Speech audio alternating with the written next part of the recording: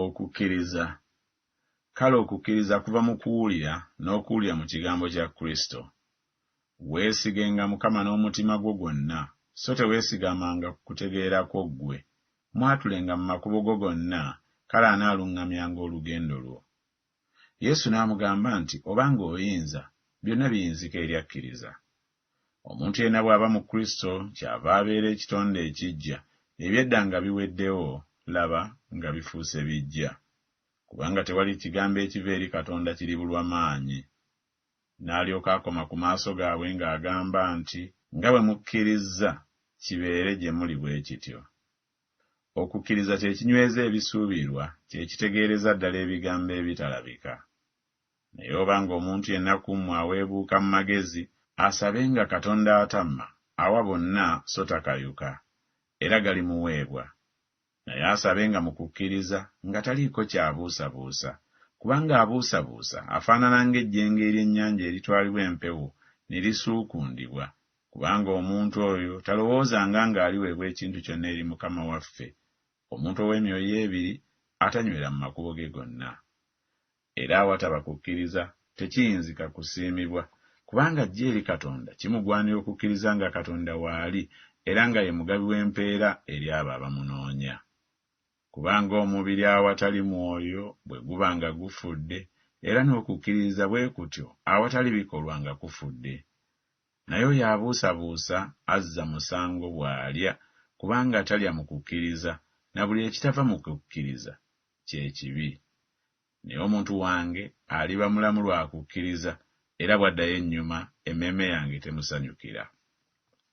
Newaakubadde nga nzita, era naye naamulindiriranga, era naye naakakasanga amakubo gange mu maaso ge.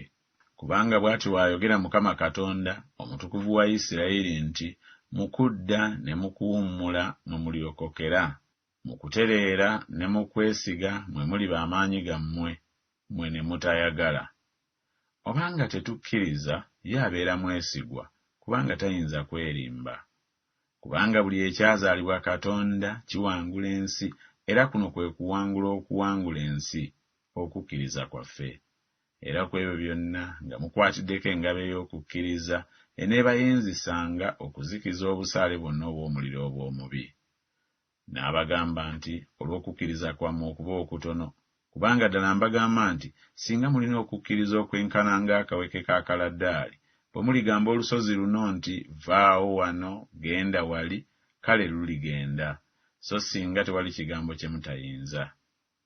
Nga tutunuulira Yesu yekka omukulu w'okukkiriza kwaffe era omutuukiriza waakwo. Olw'essanyu eryateekebwa mu maaso ge, eyagumiikiriza omusaalaba, ng'anyooma ensonyi, n'atuula ku mukono ogwa ddyo ogw'entebe ya Katonda. Kale bwe twaweebwa obutuukirivu olw'okukkiriza, tubeerenga n'emirembe eri Katonda ku bwa Mukama waffe Yesu Kristo. Yesu n'addamu n'abagamba nti, mube n'okukkiriza mu Katonda. Obwo bwe mujagulizaamu, newaakubadde nga mwanakuwazibwa mu kukemebwa okutali kumu akaseera akatono kaakano, obanga kibagwanira, okugezebwa kw'okukkiriza kwammwe okusinga omuwendo ezaabu eggwaawo, newaakubadde ng'egezebwa mu muliro, kulyoke kulabika okuleeta ettendo n'ekitiibwa n'okugulumizibwa Yesu Kristo bw'alibikkulibwa, gwe mwagala nga temunnaba kumulaba, gwe mutalaba kaakano naye mumukkiriza, ne mujaguza essanyu eritayogerekeka, eririna ekitiibwa, nga muweebwa ekyabakkirizisa, bwe bulokozi bw'obulamu.